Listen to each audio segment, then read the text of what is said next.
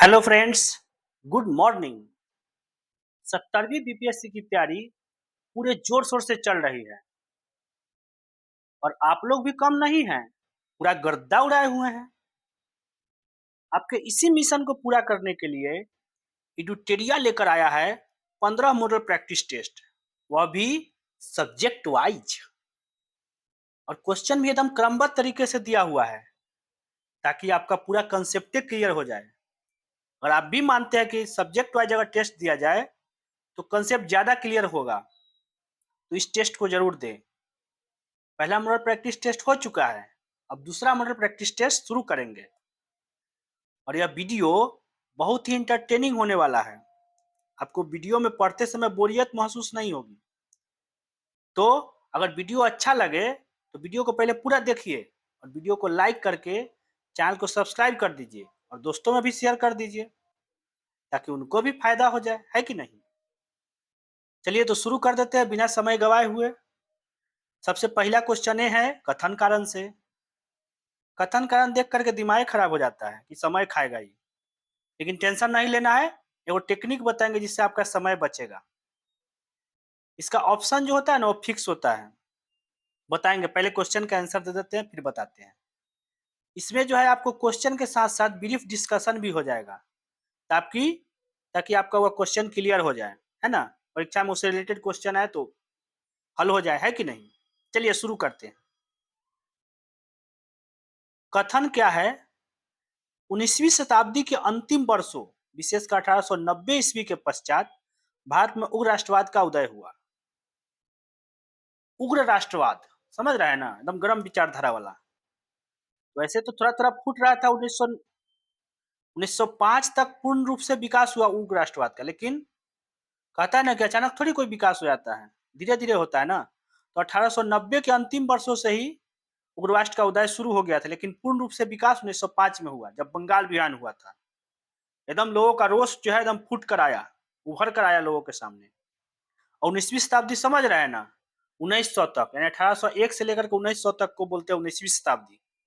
तो ये बात तो सही है कि 19वीं शताब्दी के अंतिम वर्षों में राष्ट्रवाद का उदय हुआ, 1905 तक यह पूर्ण रूप से विकसित हो गया, है कि नहीं। पहला कथन तो सही है। दूसरा कथन क्या है जी, संवैधानिक आंदोलन से भारतीयों का विश्वास उठ गया था और अतः संघर्ष द्वारा स्वतंत्रता प्राप्ति की भावना का जन्म हुआ। ये भी बात सही है। लोगों का संवैधानिक आंदोलन से विश्वास उठ गया था, संवैधानिक तरीके से आंदोलन करते रहिए, चिट्ठी लिखते रहिए सेवा में श्रीमान, है कि नहीं। कुछ होता नहीं था, अंग्रेज सुनबे नहीं करता था, तो लोग कहा कि नहीं भाई ऐसे नहीं होगा। उग्रवादियों का मानना था कि स्वराज मांगने से नहीं संघर्ष से प्राप्त होगा, है कि नहीं। यानी दोनों सही है। तो दोनों सही है और व्याख्या भी कर रहा है। इनका विश्वास था कि भाई स्वतंत्रता प्राप्ति बिना संघर्ष के नहीं होगा, इसलिए तो उग्रवाद का जन्म हुआ। यानी दोनों सही है, दूसरे का व्याख्या भी कर रहा है, तो आंसर ए हो जाएगा। चलिए आपको हम बताने वाले थे कि क्या टेक्निक है जिससे समय बचेगा ऐसे क्वेश्चन में। तो देखिए, अगर पहला का गलत हो यानी कथन गलत हो तो अंतिमा मारिए यानी डी मारिए। पहला गलत हो तो डी मारिए, दूसरा गलत हो तो सी मारिए। दोनों गलत नहीं होता है। पहला गलत हो डी मारिए, दूसरा गलत हो सी मारिए। और दोनों सही हो जाए तब विचार कीजिए। व्याख्या कर रहा है तो ए मारिए, व्याख्या नहीं कर रहा है तो बी मारिए। समझ गए बात। यहाँ व्याख्या कर रहा था इसलिए ए आंसर हो गया। ध्यान रखिएगा, आगे से आपका समय बचेगा। चलिए, बहुत ही मजेदार क्वेश्चन है, सुन के मजा आ जाएगा। कह रहे हैं कि आज के उग्रवादी जो है ना कल के उदारवादी बन जाएंगे। ठीक उसी प्रकार जैसे आज के उदारवादी कल के उग्रवादी थे। या तो वही बात हो गया कि आज जो बूढ़ा है ना, आज जो जवान है वो कल बूढ़ा हो जाएगा। ठीक उसी प्रकार जो आज बुढ़वा सब है वो क्या हो गया, कल जवान था, है कि नहीं। तो आज जो जवान है वो कल बूढ़ा हो जाएगा। आज जो उग्रवादी है गर्म खून वाला है वो कल उदारवादी बन जाएगा। जैसे आज उदारवादी जो दिख रहे हैं बूढ़ा एज के, वो कल जवान थे, कल उग्रवादी थे। ये कथन किनका है भाई, ये उग्रवादी दल के नेता है बाल गंगाधर तिलक, उन्हीं का है। लाल बाल पाल समझ रहे हैं ना, लाला लाजपत राय, बाल गंगाधर तिलक, बिपिन चंद्र पाल, तीनों का जोड़ी उग्रवादी दल का था। एकदम गर्दा उड़े थे 1905 के बंगाल विभाजन के बाद। बाल गंगाधर तिलक के बारे में जान लेते हैं। ये लिखे थे अंग्रेजी में मराठा, ठीक है, और मराठी में लिखे थे केसरी समाचार पत्र। बात समझे बरखुरदार? चलिए आगे देख लेते हैं। भारतीय राष्ट्रवाद के विकास में कुछ एक वैश्विक घटनाओं का भी योगदान रहा है। अब निम्नलिखित में से कौन वैश्विक घटनाओं का युग्म उनका सही सही सुमेलित वाला खोजना है। सबसे पहला है इथियोपिया द्वारा इटली की सेनाओं का अपमानजनक पराजय। 1905 में हुआ था? नहीं भाई, गलती बात बता रहे हो। ये तो 1896 में हुआ था। इथियोपिया जो है इटली को अपमानजनक तरीके से हराया था 1896 में। और जापान द्वारा रूस के पराजय 1905 में हुआ था, न कि 1896। उल्टा पुल्टा कर दिया है, देख रहे हैं कैसे बुद्धू बनाता है परीक्षार्थी को। 1905 इसका होगा तो इसका कर दिया है, यानी दोनों गलत है। तीसरा क्या है? बोअर युद्ध 1899 से 1902। 1899 से 1902 में बोअर युद्ध हुआ, ये सही है, यानी तीसरा सही है, पहला दूसरा दोनों गलत है। ये छोटा सा जापान जो है बड़ा देश रूस को हरा दिया था 1905 में, बहुत फेमस हुआ था ये युद्ध, है ना। तो तीसरा सही है, बाद बाकी पहला दूसरा गलती है। समझे बरखुरदार? चलिए तो समझ गए, तो आगे चलते हैं। भारतीय विश्वविद्यालय अधिनियम कब पारित हुआ जी? विश्वविद्यालय अधिनियम काहे पारित करता है अंग्रेज सब? सरकारी नियंत्रण कड़ा करने के लिए, विश्वविद्यालय पर सरकारी नियंत्रण कड़ा हो। कब भाई? 1904 में। 1904 में विश्वविद्यालय अधिनियम पारित हो गया। चलिए आगे देखते हैं। निम्नलिखित कथन पर विचार कीजिए। भाई विचार कर लेंगे, इसमें क्या दिक्कत है। पहला कथन क्या है जी? वर्ष 1903 ईस्वी में अंग्रेज सरकार ने बंगाल विभाजन की सार्वजनिक घोषणा की। हाँ, बात तो सही है। घोषणा जो है ना 1903 में हो गया था, दिसंबर 1903 में, ठीक है। लेकिन विभाजन कब हुआ जी, आप बताइए? 1905 में। उसके बाद ना सब बंगाल विभाजन का विरोध किया था। बंगाल विभाजन के निर्णय के लिए, बंगाल विभाजन के निर्णय लिए जाने के पीछे अंग्रेजों का उद्देश्य क्या था? मुस्लिम साम्राज्यवाद को उभार करके राष्ट्रीय आंदोलन को कमजोर करना था। बात ये भी सही है। बंगाल विभाजन अंग्रेज क्यों किया था? ताकि मुस्लिम साम्राज्यवाद जो हिंदू मुस्लिम में लड़ाओ और राष्ट्रीय आंदोलन को कमजोर करो, है ना। बीच में बंगाली लोग थे, बंगाल विभाजन करके क्या किया कि ऐसा करो कि बंगाली को आधा मुस्लिम की तरफ बांट दो, आधा हिंदू की तरफ बांट दो। बेचारा बंगाली भी परेशान, इसलिए बंगाल विभाजन का पुरजोर विरोध हुआ था, है ना। दोनों कथन सही है, तो एक और दो दोनों सही है भाई। 8 दिसंबर 1903 में घोषणा हुआ था, 1905 में विभाजन हो गया था, और उसका उद्देश्य क्या था? मुस्लिम साम्राज्यवाद को उभार करके राष्ट्रीय आंदोलन को कमजोर करना था। देखिए अंग्रेज कैसे कैसे चाल चल रहा है। चलिए आगे क्वेश्चन क्या है भाई? बंगाल विभाजन के विरोध में बंगाल में कब शोक दिवस मनाया गया था? बहुत इंपॉर्टेंट क्वेश्चन है। जब बंगाल विभाजन हुआ 1905 में, तो शोक दिवस मनाया गया था 16 अक्टूबर 1905 को। 16 अक्टूबर 1905 को शोक दिवस मनाया गया था। लोग शोक मना रहे थे, व्रत, कोई व्रत रख रहा था, गंगा स्नान करके नंगे पांव पद यात्रा निकाला गया, वंदे मातरम गीत गाया गया, है कि नहीं। बंगाल विभाजन के बाद जो शोक दिवस मनाया गया उसमें कोई व्रत रखा, कोई गंगा स्नान करके पद यात्रा निकाला, कोई वंदे मातरम गीत गाया, है कि नहीं। वंदे मातरम सुजलाम सुफलाम मलय शीतलम। चलिए, तो ये जो है आपका 16 अक्टूबर 1905 को शोक दिवस रखा गया था। बात समझे? आगे चल देते हैं। भारतीय राष्ट्रीय कांग्रेस ने अपने किस वार्षिक अधिवेशन में स्वराज की प्राप्ति को अपना मुख्य लक्ष्य घोषित किया था भाई? स्वराज्य के प्राप्ति का मुख्य लक्ष्य कलकत्ता अधिवेशन 1906 में, जानते हैं ना, दादा भाई नौरोजी उनके अध्यक्ष थे। स्वराज्य प्राप्ति का मुख्य लक्ष्य कलकत्ता में अधिवेशन 1906 में, देखिए दादा भाई नौरोजी उसका अध्यक्ष थे। चलिए आगे देखते हैं। स्वदेशी आंदोलन के कार्यकर्ताओं के अनिवार्य अध्ययन करने के लिए एक पुस्तक निर्देशित की गई थी। उस पुस्तक का नाम क्या है भाई? जो स्वदेशी आंदोलन हुआ था बंगाल विभाजन के बाद, उसके कार्यकर्ता को अनिवार्य अध्ययन करने के लिए वो पुस्तक निर्देशित किया गया था। उस पुस्तक का नाम था देशेर कथा। क्या नाम था भाई? देशेर कथा। कौन लिखा था जी, ये तो बताइए? सखाराम गणेश देउस्कर द्वारा। सखाराम गणेश देउस्कर कौन थे? अरविंद घोष के करीबी सहयोगी थे, समझे। और इसको जो है ना अंग्रेजवा सब 1910 में प्रतिबंधित कर दिया था, 1910 में प्रतिबंधित कर दिया था देशेर कथा को। बताइए। चलिए आगे देखते हैं। राष्ट्रीय शिक्षा परिषद की स्थापना कब की गई थी? 15 अगस्त 1906 को। 6 शिक्षा। राष्ट्रीय शिक्षा परिषद की स्थापना 15 अगस्त 1906। बंगाल विभाजन के बाद ब्रिटिश शैक्षणिक संस्थान का बहिष्कार के रूप में, बंगाल विभाजन के बाद ब्रिटिश शैक्षणिक संस्थान के बहिष्कार करने के लिए राष्ट्रीय शिक्षा परिषद की स्थापना की गई थी 15 अगस्त 1906 को। समझे? आगे चलते हैं। निम्न कथनों पर विचार करें। चलिए विचार कर लेंगे। इसमें क्या है? The philosophy of the bomb नामक प्रसिद्ध पुस्तक की रचना चंद्रशेखर आजाद ने किया था। देख रहे कैसे फंसा रहा है चंद्रशेखर आजाद देख करके। ये किए थे भगवती चरण बोहरा ने। फिलोसफी ऑफ द बॉम्ब, और बॉम्ब के नाम सुन के आदमी सोचेगा चंद्रशेखर आजाद होगा, मार दो। नहीं, भगवती चरण बोहरा है। तो ये गलत कथन है। सूर्यसेन चटगांव शस्त्रागार लूट से संबंधित थे जो अप्रैल 1931 में घटित हुआ। देखिए वो गलती कर दिया।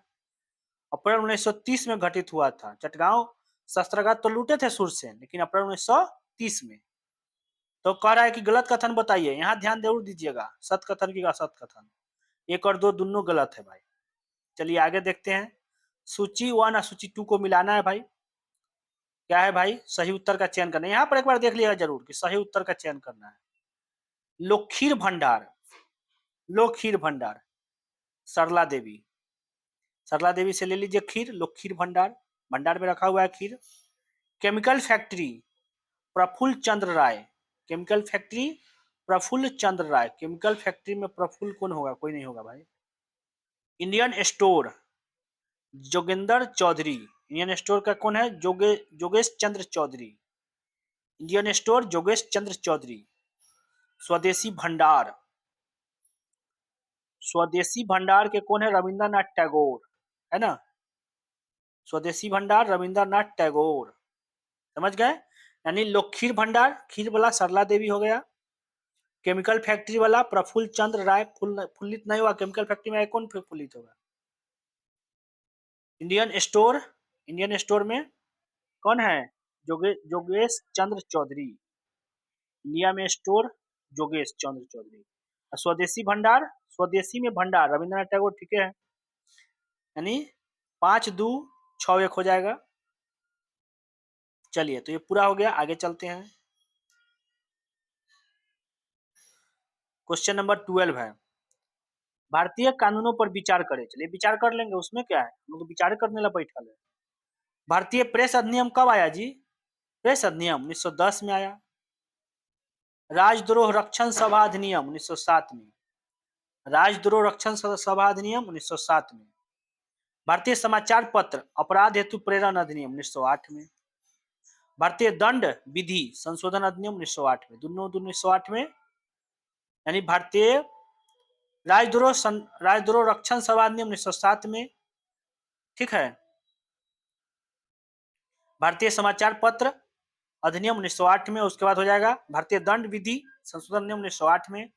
भारतीय प्रेस अधिनियम 1910 में। यानी आंसर आपका हो जाएगा 2 3 4 1। पहले 2 हो जाएगा, फिर 3, फिर 4, फिर 1। भारतीय समाचार पत्र जो है अधिनियम 1908 में पहले आया था, बाद में दंड विधि आया था। प्रेस अधिनियम याद रखिएगा 1910 में आया था। आगे चलते हैं। कथन और कारण वाला फिर आ गया। कथन क्या है भाई? क्रांतिकारी आंदोलनकारी उदारवादी तथा उग्रवादी दोनों की पत्तियों से वैचारिक भिन्नता रखते थे। जो क्रांतिकारी आंदोलनकारी थे, उदारवादी और उग्रवादी दोनों की पत्तियों से वैचारिक भिन्नता रखते थे। बात सही है। इसमें आप कंफ्यूज कीजिएगा कि भाई उग्रवादी तो अपने क्रांतिकारी टाइप के बात हो गया, तो इसमें कैसे वैचारिक भिन्नता होगा? लेकिन ये जो क्रांतिकारी वाला था ना, न उदारवादियों के जैसा था न उग्रवादी के जैसा था। नरमपंथी आंदोलन, स्वदेशी आंदोलन दोनों असफल। देखिए अब ये जो है उग्रवादी भी स्वदेशी आंदोलन किए थे, दोनों असफल हो गया था। उग्रवादी लोग नरमपंथी आंदोलन किए थे, स्वदेशी आंदोलन किए थे, दोनों असफल हो गया। तो इनको लगा ना क्रांतिकारी वाला के कि उग्रवादी का भी काम नहीं हो पा रहा है सही से। उदारवादी का तो सही जान ही रहा है कि सेवा में श्रीमान करते करते कोई अंग्रेज बात नहीं मानता था। क्रांतिकारियों का मानना था कि साम्राज्यवादी शासन भारत की धार्मिक और राजनीतिक स्वतंत्रता, सभ्यता, संस्कृति एवं नैतिक मूल्यों इत्यादि सभी को नष्ट कर देगा।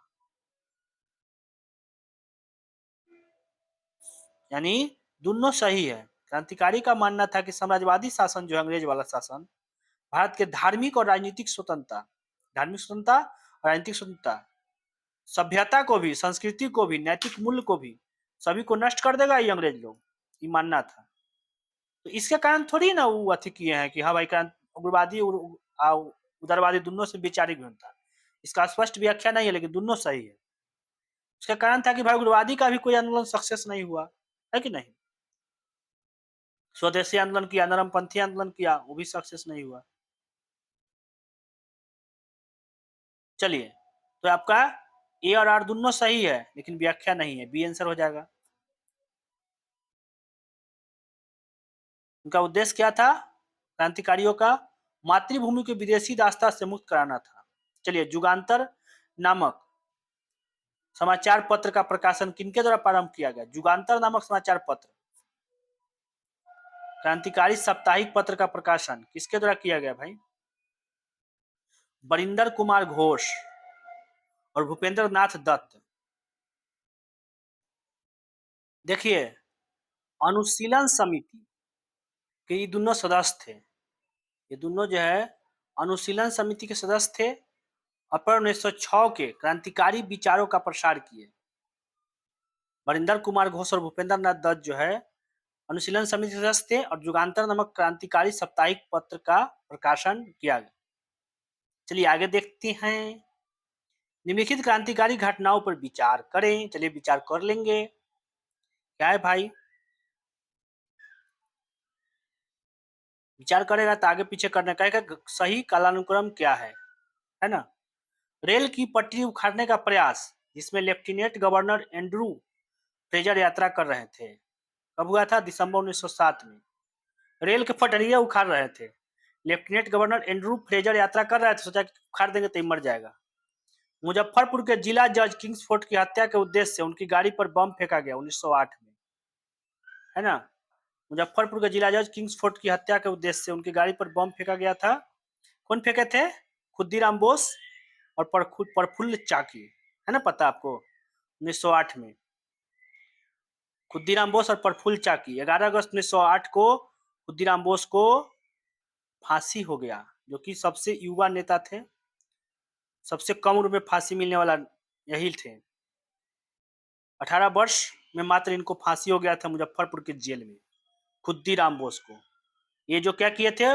मुजफ्फरपुर के जिला जज किंग्सफोर्ड की हत्या के उद्देश्य से, बेचारा मरबो नहीं किया, इनको फांसी हो गया। ये तो मरबो नहीं किया, जिला जज बम में फेंके थे।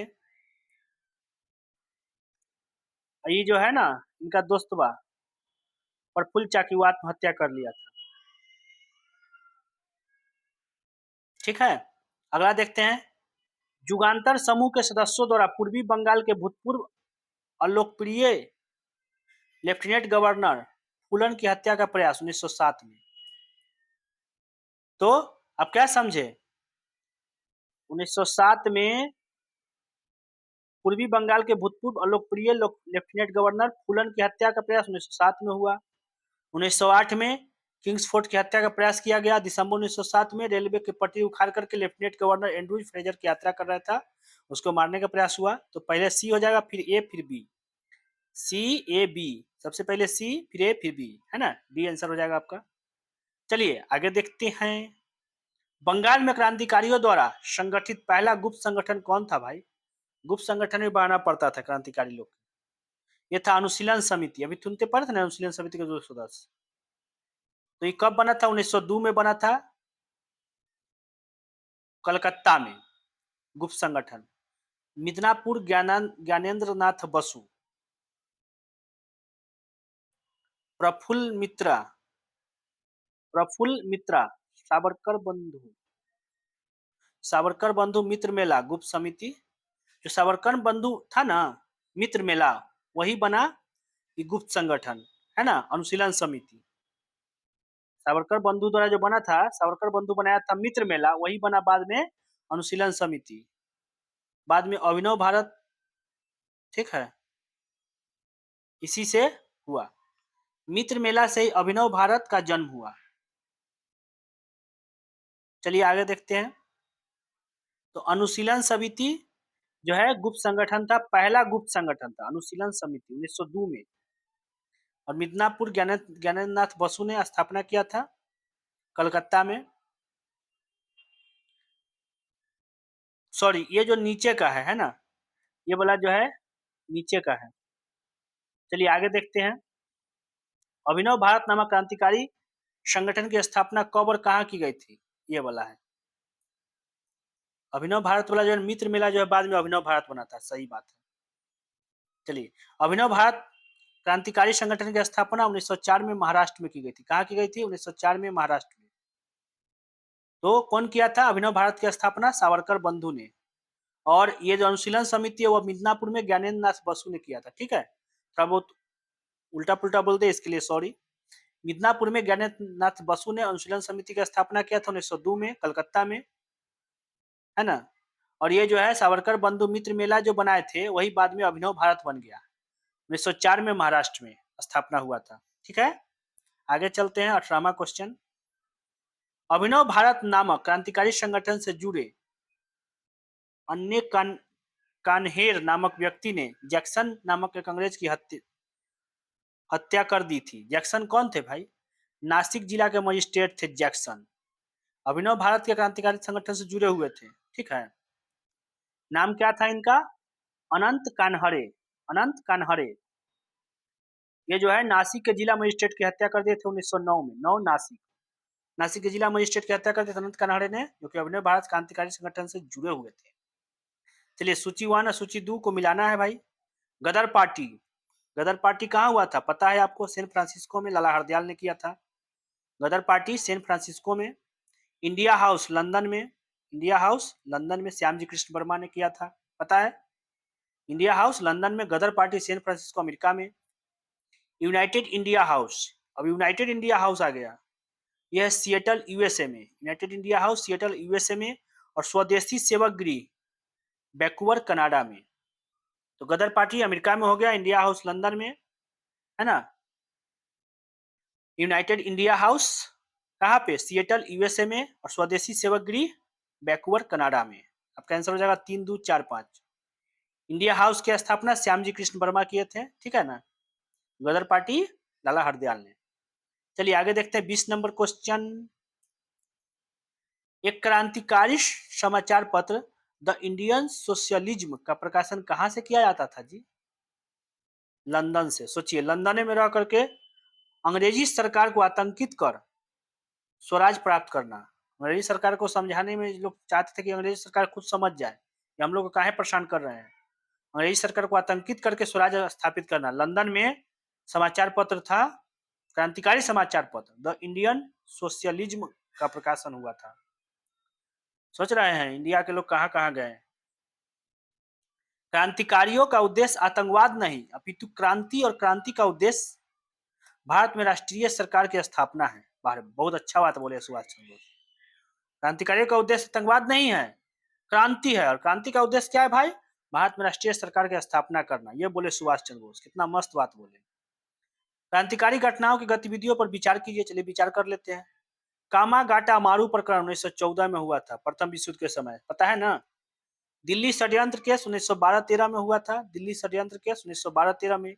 गदर पार्टी की स्थापना लाला हरदयाल ने सैन फ्रांसिस्को में किया था 1 नवंबर 1913 को। वायसराय लॉर्ड हार्डिंग के काफिले पर बम फेंका गया। दिल्ली जब जा रहा था, कलकत्ता से दिल्ली जब राजधानी परिवर्तन हुआ था तो 23 दिसंबर 1912 को वायसराय लॉर्ड हार्डिंग के समय, है ना, 1912 की घटना है। लॉर्ड हार्डिंग के काफिला पर बम फेंका गया था। तो इसको क्या करना है? कालानुक्रम सही व्यवस्थित करना है, तो इससे कर सकते हैं।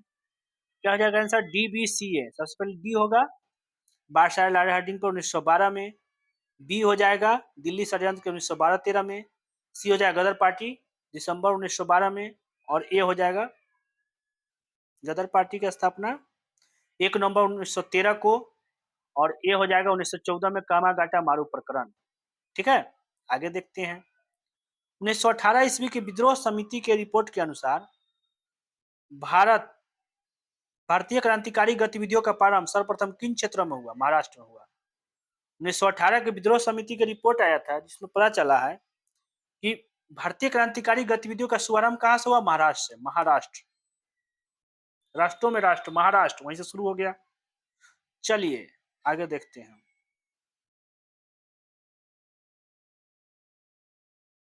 रिक्त स्थान के पूर्ति करना है भाई, पूर्ति कर लेंगे, इसमें क्या दिक्कत है? उचित शब्द भी तो भरना है।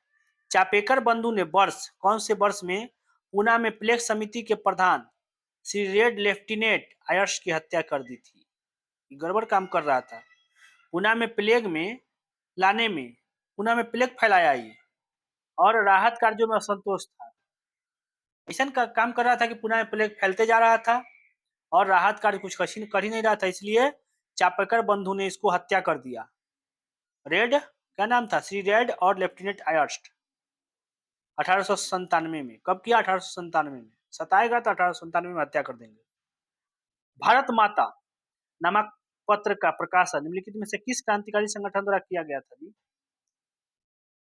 अंजुमन ए मोहिब्बान ए वतन, अंजुमन ए मोहिब्बान ए वतन, अजीत सिंह द्वारा, पंजाब में। संगठन का नाम था अंजुमन ए मोहिब्बान ए वतन और इसके द्वारा अजीत सिंह द्वारा पंजाब में किया गया था। भारत माता नामक प्रकाशन, ठीक है, अजीत सिंह द्वारा अंजुमन ए मोहिब्बान वतन। चलिए आगे देखते हैं। किस देश ने विदेश मंत्रालय के सहयोग से भारतीय क्रांतिकारियों ने, किस देश के विदेश मंत्रालय के सहयोग से भारतीय क्रांतिकारियों ने जिम्मेरमैन योजना का सूत्रपात किया था? जर्मनी। जर्मनी के विदेश मंत्रालय के सहयोग से भारतीय क्रांतिकारियों ने क्या किया? जिम्मेरमैन योजना का सूत्रपात किया। जर्मनी के बर्लिन के बात है, Berlin committee for Indian independence, है ना, जर्मनी में बना था Berlin committee for Indian independence. विदेश में रह करके भारतीयों को ब्रिटिश के विरुद्ध संगठित करना। क्या उद्देश्य था इसका? विदेश में रह करके भारतीयों को ब्रिटिश के विरुद्ध संगठित करना। बाघा जतीन की मृत्यु किस स्थान पर पुलिस से संघर्ष करते हुए हो गया था? जी, बालसौर, उड़ीसा में। बाघा बालसौर, याद रखिए, बाघा जतीन बालसौर उड़ीसा। ये क्या थे भाई? बंगाल के क्रांतिकारी थे। सोचिए, बंगाल के क्रांतिकारी थे, उड़ीसा में इनका मृत्यु हो गया था। बालसौर उड़ीसा में बाघा जतीन की मृत्यु हो गया था, ठीक है, बालसौर उड़ीसा में। चलिए आगे देखते हैं। कथन और कारण वाला फिर आ गया जी। चलिए पहला कथन देखते हैं क्या है।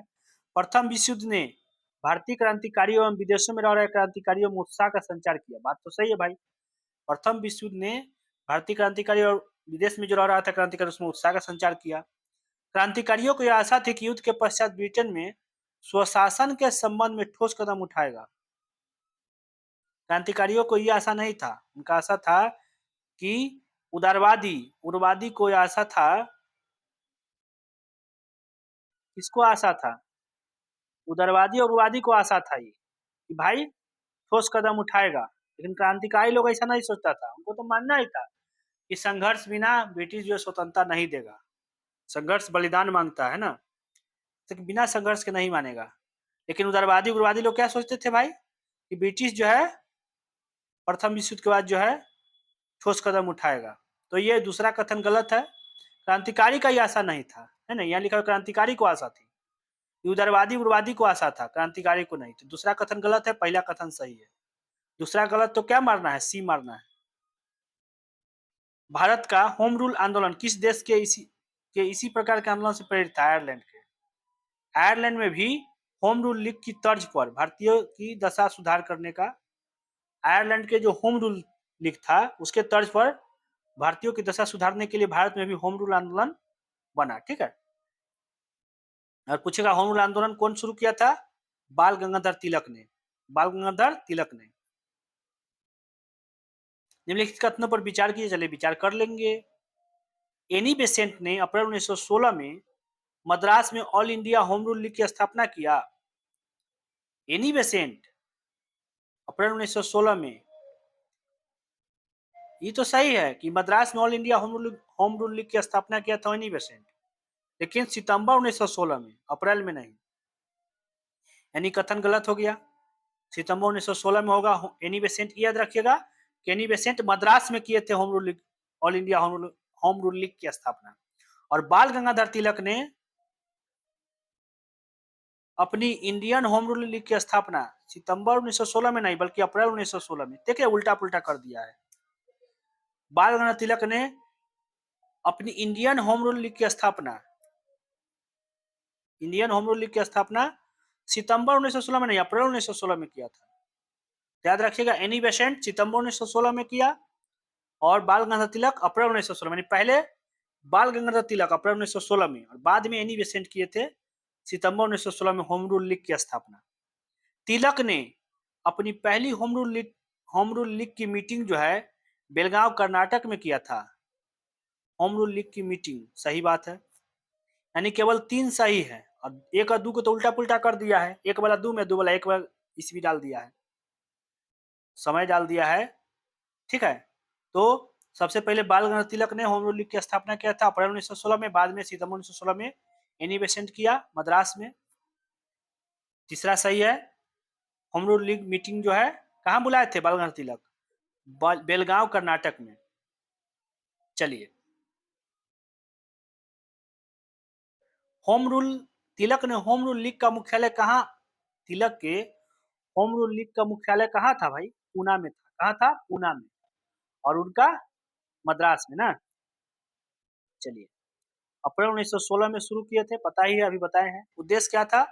स्वराज की मांग, स्वराज की मांग, भाषाई प्रांतों की स्थापना, शिक्षा का प्रचार प्रसार। होम रूल लीग के उद्देश्य क्या था? स्वराज की मांग, भाषाई प्रांतों की स्थापना और शिक्षा का प्रचार प्रसार। बाल गंगाधर तिलक के होम रूल लीग का उद्देश्य था। पुणे में स्थापना हुआ था। चलिए आगे देखते हैं। एनी बेसेंट के होम रूल लीग संगठन, एनी बेसेंट के होम रूल लीग का संगठन सचिव किन्हें नियुक्त किया गया था जी? एनी बेसेंट के होम रूल लीग का संगठन सचिव किसे नियुक्त किया गया था? जॉर्ज अरूडेल, और जाता है जॉर्ज अरूडेल। कहाँ पे था? मद्रास, चेन्नई में मुख्यालय था। इसका 200 शाखा था। मद्रास चेन्नई में मुख्यालय था, उसका मुख्यालय पुणे में था, तिलक वाला। चलिए आगे देखते हैं। कथन पर विचार करना है, विचार कर लेते हैं।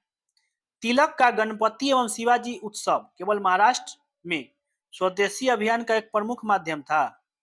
नहीं, महाराष्ट्र बंगाल दोनों में था। ये गलत हो गया। तिलक का जो शिवाजी और गणपति महोत्सव था महाराष्ट्र बंगाल दोनों में था, स्वदेशी आंदोलन का प्रमुख माध्यम था। ये तिलक जो है ना, गणपति या शिवाजी महोत्सव करते थे स्वदेशी आंदोलन के माध्यम से। लोगों को लिए लगता था कि ये गणेश महोत्सव कर रहे हैं, शिवाजी महोत्सव कर रहे हैं, है ना, लेकिन लोगों को सबको एकजुट करना था। स्वदेशी आंदोलन का एक माध्यम था ये महाराष्ट्र और बंगाल में। डाउन समाचार पत्र रविंद्रनाथ टैगोर द्वारा प्रकाशित किया जाता था? नहीं, मोहम्मद अली जिन्ना द्वारा। याद रखिएगा, डाउन, मोहम्मद अली जिन्ना डाउन है, याद रखिए, डाउन कर दिया देश को, 2 भाग में बांट दिया। तो डाउन समाचार पत्र मोहम्मद अली जिन्ना द्वारा। ठीक है, तो यानी 1 और 2 दोनों गलत कथन खोजना है, तो 1 और 2 दोनों गलत है भाई। आंसर हो जाएगा सी। डाउन समाचार पत्र मोहम्मद अली जिन्ना द्वारा, और शिवाजी जो है, शिवाजी कह रहे हैं, शिवाजी महोत्सव और गणपति महोत्सव बंगाल महाराष्ट्र दोनों में जगह हुआ था। चलिए आगे देखते हैं। 1916 ईस्वी के कांग्रेस के प्रसिद्ध लखनऊ में आयोजित वार्षिक सम्मेलन से संबंधित निम्नलिखित कथनों पर विचार करें। चलिए विचार कर लेते हैं। पहला कथन क्या है? इस सम्मेलन की अध्यक्षता कांग्रेस के उदारवादी विचारधारा वाले नेता अंबिका चरण मजूमदार ने किया था। इसमें से सही कथन खोजना है। क्या खोजना है? सही कथन। तो जो है लखनऊ में जो वार्षिक अधिवेशन हुआ था, पता है ना, अंबिका चरण मजूमदार ने 16 में सुलह हुआ था, 1907 में सूरत फूट और 1916 में नरम दल और गरम दल दोनों मिल गया था, पता है ना। अंबिका चरण मजूमदार जो थे उसके हेड थे, उसके अध्यक्ष थे। ये तो बात सही है। इस सम्मेलन के माध्यम से कांग्रेस के नरमपंथी एवं गरमपंथी गुट एकीकृत हो गए थे, दिया हुआ ही है, यह बात सही है। इस सम्मेलन की एक महत्वपूर्ण उपलब्धि थी कांग्रेस और मुस्लिम लीग के मत समझौता। वाह, मुस्लिम लीग भी आ गया था, नरम दल गरम दल और मुस्लिम लीग सब आ गया था, तीनों सही है, 1 2 3। निम्नलिखित कथनों पर विचार करें। चलिए विचार कर लेंगे। तिलक और एनी बेसेंट के प्रयासों से कांग्रेस के लखनऊ अधिवेशन 1916 ईस्वी में नरम दल एवं गरम दल के राष्ट्रवादियों के मत समझौता होने में काफी मदद मिली। बात सही है। तिलक और एनी बेसेंट प्रयास किए ना, तो कांग्रेस के लखनऊ अधिवेशन में नरम दल और गरम दल दोनों मिले, है ना। उग्रवादी कहते थे कि नहीं मिलेंगे, उग्रवादी इसके विरोधी थे, तो तिलक प्रयास किए। उदारवादी नेता फिरोज शाह मेहता की मृत्यु हो जाने से कांग्रेस के दोनों दलों में एकता का मार्ग प्रशस्त हुआ। ये फिरोज शाह मेहता जो थे ना, उग्रवादी में कौन था जो विरोध में था? फिरोज शाह मेहता। तो फिरोज शाह मेहता की मृत्यु हुआ। तिलक भी तो उग्रवादी थे, लेकिन तिलक विरोध नहीं कर रहे थे, ये फिरोज शाह मेहता विरोध कर रहे थे। जब इनका मृत्यु हुआ तो 1916 में जब हुआ, जब ये कांग्रेस का मीटिंग अधिवेशन, तो 1916 में क्या हुआ, नरम दल गरम दल दोनों मिल गया। यानी कारण सही है कि फिरोज शाह मेहता की मृत्यु हुआ, उसके कारण जो है 1916 में मिल गए लोग, नरम दल गरम दल। मतलब फिरोज शाह मेहता मिलने नहीं देते। यानी कथन 1 और 2 दोनों सही है।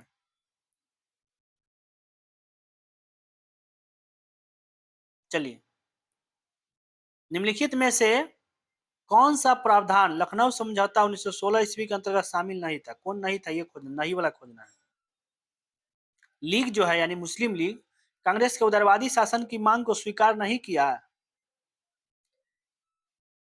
किया था भाई स्वीकार, मुस्लिम लीग के द्वारा कांग्रेस के उदारवादी, सॉरी, कांग्रेस के उत्तरदायी शासन की मांग को स्वीकार किया था, यानी गलत बात है ये। मुस्लिम लीग जो है कांग्रेस के उत्तरदायी शासन को स्वीकार किया था, यहाँ कह रहा है कि नहीं किया था, गलत बात है। पहला गलत हो गया। खोजना क्या है जी? नहीं था, ही खोजना है। कांग्रेस ने मुस्लिम लीग के मुसलमानों के लिए पृथक निर्वाचन व्यवस्था की मांग को स्वीकार कर लिया, ये बात सही है।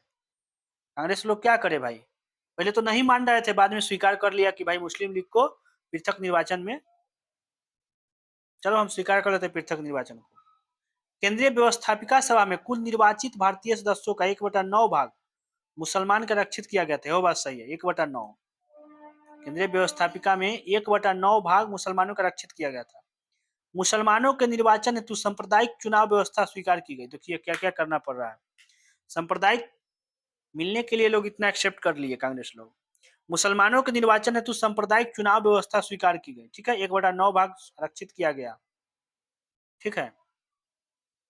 तो यानी कि आपका पहला जो है गलत है, बाद बाकी सब सही है। ये गलत है, गलत ही खोजना है ना, कौन नहीं है सिर्फ बताना है। तो पहला नहीं है, बाद बाकी जो है दूसरा, तीसरा, चौथा, बी सी डी सब है। आंसर आपका ए हो जाएगा। चलिए आगे देखते हैं। 37 नंबर है, निम्नलिखित कथनों पर विचार कीजिए। चलिए विचार कर लेंगे। वासुदेव बलवंत फड़के ने रामोसी कृषक दल के माध्यम से महाराष्ट्र में सर्वप्रथम क्रांतिकारी गतिविधियों का प्रारंभ किया। सही बात है, वासुदेव बलवंत फड़के जो है रामोसी कृषक दल के माध्यम से महाराष्ट्र में क्रांतिकारी गतिविधियों का प्रारंभ किया था, ठीक है। अगला है अजीत सिंह द्वारा रचित पंजाबी एवं लाजपत राय द्वारा रचित भारत माता पत्र या समाचार पत्र ने पंजाब में सराहनीय भूमिका निभाई। हम्म, ये जो है उल्टा पुल्टा .com है, यानी बात समझ रहे हैं ना, क्या है उल्टा पुल्टा जी? ये देना चाहिए था भारत माता, वो पंजाब दे दिया है, पंजाबी देना था, वहां भारत माता दे दिया है। देखिए यहाँ पर है, अजीत सिंह जो है ना, वो भारत माता समाचार पत्र का अथी किए थे, लाजपत राय पंजाबी का, लाजपत राय इसी पंजाबी थे, लाजपत राय पंजाबी समाचार पत्र और अजीत सिंह भारत माता, ठीक है। और ये जो है कृषक दल के माध्यम से सर्वप्रथम क्रांतिकारी गतिविधि का प्रारंभ 1879 में हुआ था। तो ये दूसरा कथन तो गलत हो गया ना, उल्टा पुल्टा दे दिया तो। और हमको क्या खोजना है भाई, सत्य कथन खोजना है, तो पहला सही है, पहला सही है। वासुदेव बलवंत फड़के ने रामोसी कृषक दल के माध्यम से महाराष्ट्र में सर्वप्रथम क्रांतिकारी गतिविधियों का प्रारंभ किया 1879 में, और इसमें अजीत सिंह भारत माता और लाजपत राय पंजाबी समाचार पत्र में भूमिका निभाए थे। चलिए आगे देखते हैं। सही उत्तर का चयन करना है, मिलाना है इसको। अल हिलाल, अल हिलाल कौन है? अबुल कलाम आजाद, पते होगा, Al Hilal Abul Kalam Azad. New India, new India innovation, new India, नया इंडिया बना रहे एनिवेशन। कहाँ गए थे? आयरलैंड के थे Annie Besant. New India Annie Besant. Comrade, रेड वाला काम कौन कर रहा है? मोहम्मद अली जिन्ना। रेड काम, काम रेड, रेड मतलब खतरा वाला काम कौन कर रहा है? भारत पाकिस्तान को बांट दिया, मोहम्मद अली जिन्ना, काम red. Indian unrest, Bharat unrest, Bharat unrest है, बेल्टाइन सिरोल, बेल्टाइन डे के दिन देखते हैं सब अनरेस्ट है, इन्हें सब भागल चलता है। Indian unrest, Valentine Chirol. Al Hilal, Abul Kalam Azad, पते हैं, new India Annie Besant, comrade, Mohammad Ali Jinnah, Indian unrest, Valentine Chirol. पता हो गया, 3-4-2-1 हो जाएगा। भारत शासन अधिनियम 1919 का आधार क्या है भाई? Montagu Chelmsford report. 1919 में आया था मोंटेग्यू चेम्सफोर्ड रिपोर्ट। जुलाई 1918 में, सॉरी, जुलाई 1918 में आया था मोंटेग्यू चेम्सफोर्ड रिपोर्ट, जिसके आधार पर भारत शासन अधिनियम 1919 में आया था। प्रथम विश्व युद्ध के बाद उदारवादियों को संतुष्ट करने के लिए क्यों आया था भाई Montagu Chelmsford report? Montagu Chelmsford क्यों लाया गया था? प्रथम विश्व युद्ध जो 1914 से 18 के बीच में हुआ, उसके बाद उदारवादियों को संतुष्ट करने के लिए। उदारवादी तो चाहता था कि हम हमारे लिए कुछ अच्छा करेगा, हमको आजादी देगा, कहाँ करे, आजादी नहीं दे लेकिन कुछ तो अच्छा काम करे, लेकिन ये क्या किया? संतुष्ट करने के लिए मोंटेग्यू चेम्सफोर्ड रिपोर्ट आया, 13 अप्रैल 1919 को जलियांवाला बाग हत्याकांड करा दिया। तो 1919 का आधार क्या था? मोंटेग्यू चेम्सफोर्ड रिपोर्ट था, जो कि जुलाई 1918 में आया था। चलिए, भारत शासन अधिनियम 1919 के आधार पर प्रांतों में द्वैत शासन प्रणाली के संबंध में कौन सा कथन सत्य नहीं है? नहीं खोजना है भाई। चलिए, प्रांतीय विषय, प्रांतीय विषय को 2 भागों में विभाजित किया गया था, आरक्षित और हस्तांतरित। ठीक है। दूसरा है, मंत्रीगण व्यवस्थापिका के प्रति उत्तरदायी नहीं थी, बल्कि वे गवर्नर के प्रति उत्तरदायी थी। गलत बात है। मंत्रीगण जो थे वो व्यवस्थापिका के प्रति उत्तरदायी थे, नहीं न थे नहीं होगा, यानी कि गलत बात है। मंत्रीगण व्यवस्थापिका के प्रति उत्तरदायी थे, गवर्नर के प्रति नहीं थे। ठीक है।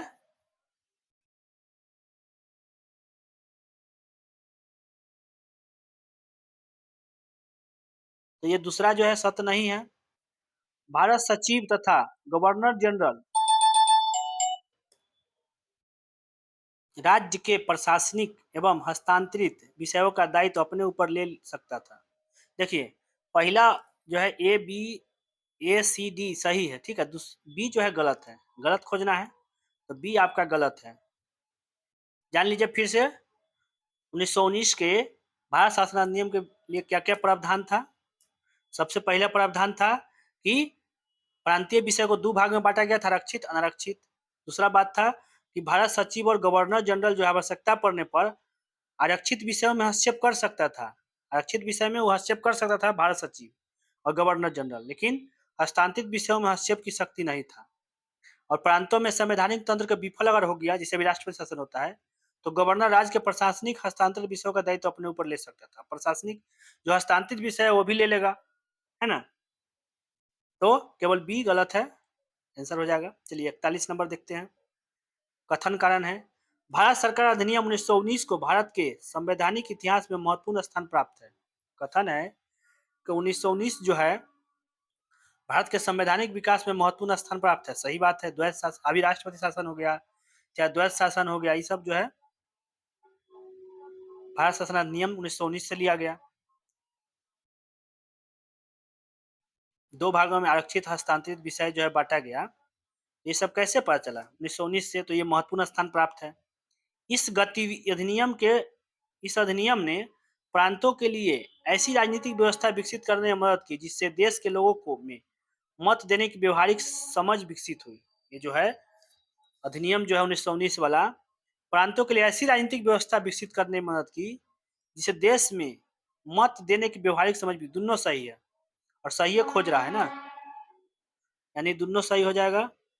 ए और दो दोनों सही है और आर ए के सही व्याख्या है। व्याख्या भी है कि भाई लोगों को मत देने में अति किया, इसलिए महत्वपूर्ण है।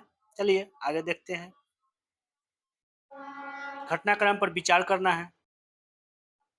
अहमदाबाद मिल मजदूरों का हड़ताल 1918 में हुआ था। चंपारण सत्याग्रह जान ही रहा है, 1917 में गांधी जी किए थे। जलियांवाला बाग हत्याकांड 13 अप्रैल 1919 में हुआ था।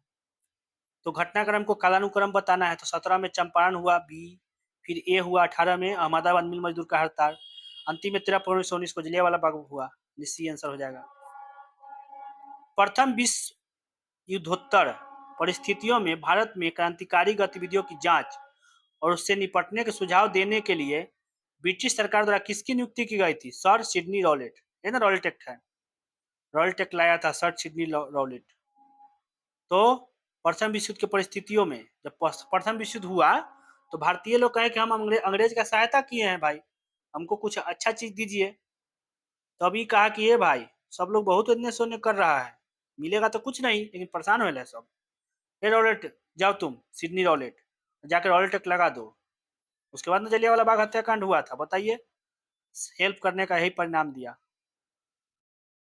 चलिए आगे देखते हैं। निम्नलिखित कथन पर विचार करें। विचार कर लेंगे भाई। मेजनी की आत्मकथा का मराठी में अनुवाद बाल गंगाधर तिलक द्वारा किया गया था। सही बात है।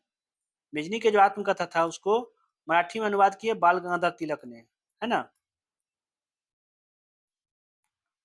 The Indian war of independence 1857 के लेखक वीर सावरकर थे। वीर सावरकर। अभिनव भारत। अभिनव भारत के लेखक कौन थे? Veer Savarkar. The Indian war of independence 1857। Veer Savarkar को दिल्ली षड्यंत्र केस के तहत काले पानी की सजा दी गई थी। नहीं, वीर सावरकर को जो है नासिक षड्यंत्र केस के साथ नासिक के जिला मजिस्ट्रेट जैक्सन की हत्या किए थे वीर सावरकर, इसलिए इनको काला पानी की सजा दिया था। नासिक के, दिल्ली षड्यंत्र का नहीं, नासिक के जिला मजिस्ट्रेट की हत्या किए थे ना, इसीलिए। तो क्या खोजना है भाई? सत्य कथन खोजना है।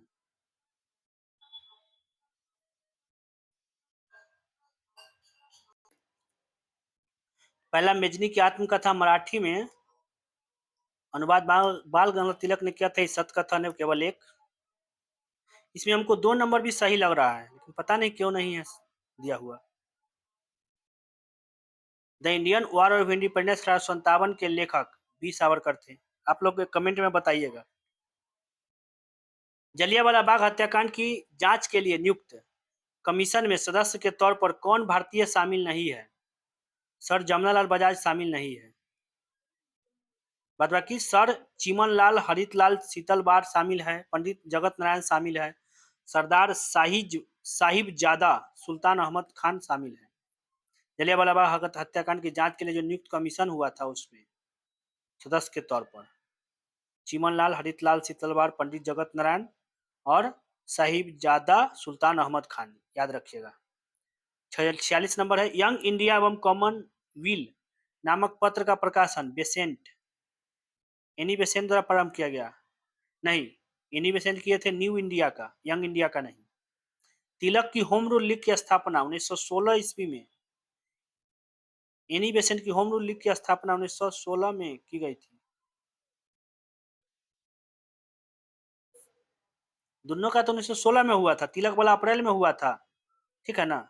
अप्रैल 1916 में तिलक का और सितंबर 1916 में एनी बेसेंट का। तो ये भी सही है, ये सही है। पहला का गलती है ना, दूसरा का सही है और पहला गलती है।